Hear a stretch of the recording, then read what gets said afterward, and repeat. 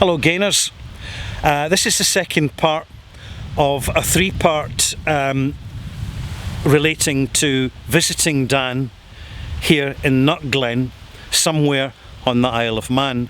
And certainly from your response to the last video that I put up on the channel about Sandy going off the grid, I know that you're very interested in this particular subject.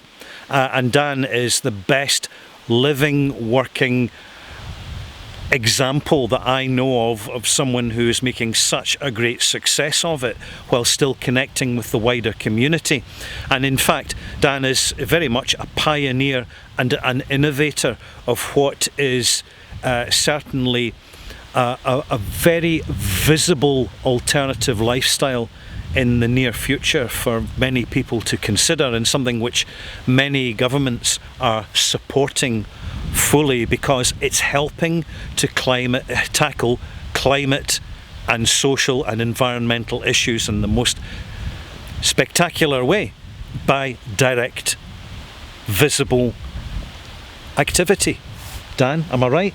I think you're right there, Ralph. Yeah, definitely. Yeah, I can vouch for that. I wasn't just getting a bit long-winded as part of my introduction. Anyway, we've got wet bums, folks, because we're sitting on logs and the rain is on. So rather than get any wetter, Dan, would you like to give us a tour of your small estate here, starting with your vegetable plots? Work away. Right here. I see you've got the wire netting around it. Well, the problem I get in the spring is I get the pheasants. I get wild pheasants that have come from the neighbouring glen that kind of escape the shooting parties, and they come and seek sanctuary here in Nut Glen. But in the spring they like to have a dust bath in the earth, and after you've planted all your little seeds and they just start to come up as little seedlings, the pheasants can ruffle it all up and you lose a few vegetables. So what I've had to do is fence everything to stop the pheasants doing that. But it's only in the spring after that, there's nothing really much to bother. There was a little bunny rabbit that came through this year, but he was only eating the clover, he didn't really eat anything else. That big bare patch, that's where the spuds were, so they're all out the ground now, and I'll have enough spuds to go through the winter. And I love my kale, the curly kale. It's full of irons and B vitamins apparently, so that keeps me going. I tend to eat kale every day. And that'll keep growing as well through the winter. You can see the little fresh leaves coming through. Oh, there's a little caterpillar there. The little fresh leaves coming through and the older leaves. So that'll keep growing all through the winter. We've got some parsnips here that will stay in the ground all winter, and I'll just dig one whenever I wanted to. And there were some beans earlier in the year further up the top there, but that's all gone over now. And then here's more kale. I love my kale, like I said, plenty more kale.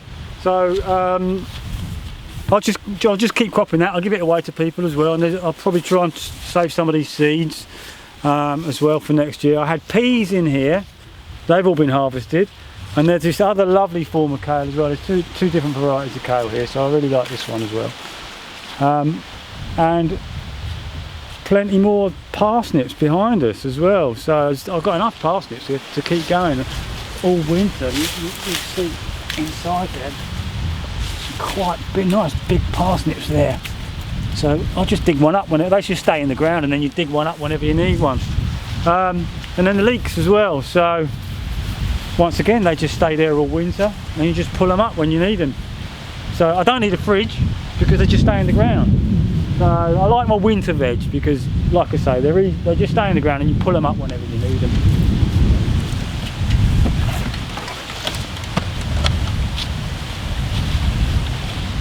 Earlier in the year I built a greenhouse, and everything's finished now, but there were a few squash plants. I think I've got one left. I've got one squash left, little small one. But the benefit of having a greenhouse isn't what you can grow in it so much in the summer for me. It's having that space where you can get your little seeds growing earlier in the season. We get a short growing season here really up on the Isle of Man compared to other places like the south of England. So I can use this greenhouse to get my seeds growing early and get them in the ground early to extend the growing season. Yeah, But there's not much left on these now. That's about the end of the year on those. Yeah. So that's what's left of my wood pile. It's all larch. Most of it's larch that came from the forest. We had quite a few larch trees that needed to come down for various reasons, and somebody gave me like a massive pile of these planks. A lot of planks here, and I've built my cabin. I've built my workshop. I've built my greenhouse. I've built my little washroom, all from the same pile of larch. I've just about got enough left for a nice big compost heap in the spring. So. And then all my wood pile will be gone. So yeah, that'll be the end of that.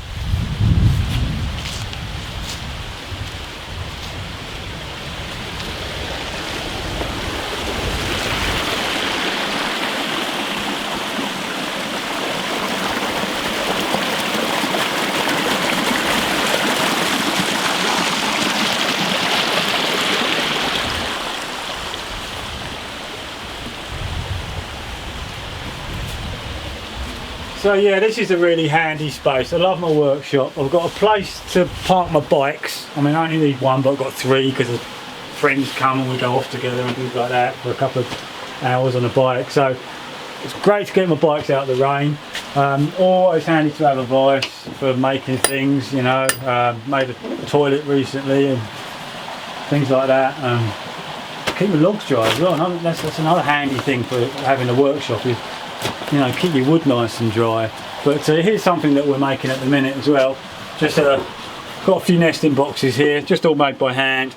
They're going to go up soon. Maybe the next nice day I'll get up and put them up there. 25mm holes for the tits, like the small hole. I think the robins need a 30mm hole, so the next batch I might make the hole a little bit bigger for the robins. But they need to go up on about the northeast side of a tree, apparently they say, so they don't get too much direct sunshine into the box. So those hopefully will go up in the next few days, and we'll try and get some tits in them over the future. Yeah.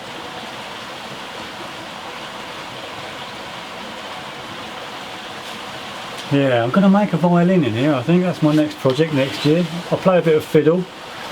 I've got some pieces of wood, and I've met a few luthiers over the years, and I'm quite keen to start making a musical instrument. So I think that's going to be my next project next year. Yeah.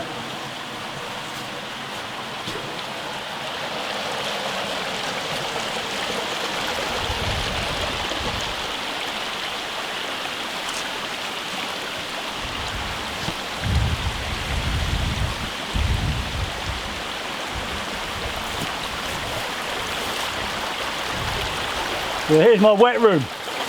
Very wet. Yeah, all the water that I use is all piped, comes from hose pipe. I've got a hose pipe that goes into a natural cistern further up the Glen, and just by gravity the water comes down. So there's plenty of water, no shortage of water on the Isle of Man.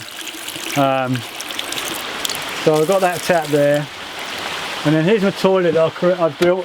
What I do is I've kind of created a double kind of compartment. So I've got the urine obviously goes in the front compartment. And what I do is I put a bucket behind, and I put ash from the fire, and I poo into the bucket, and I mix it up with the ash, and then I store it in a metal bin, and it stays in the metal bin for about 6 months.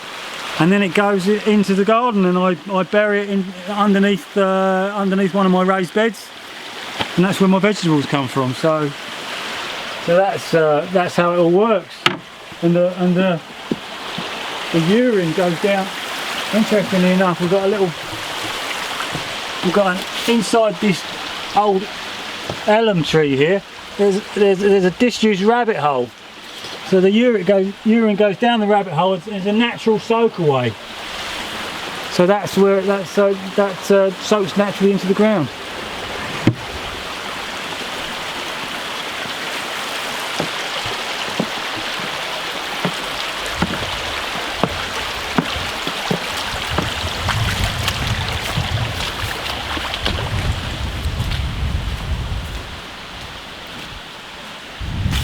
So So these are just my bins really. That's my poo bin. You don't really need to look in there.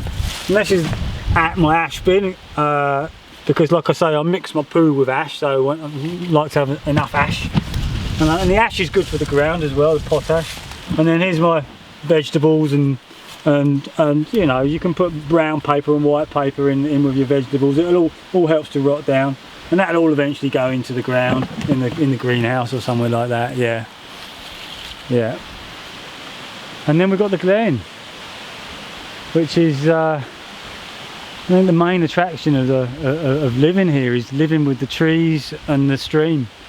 It's very refreshing, and the sounds that are created with the wind in the trees and the water gurgling over the rocks. You can't beat those beautiful noises. It's entertaining for me listening to it all. Yeah. I'd much rather listen to nature than anything that comes out of a box anyway. Yeah. So here we are in the Glen. Can we just take a few steps up to have a look up into the Glen, Dan?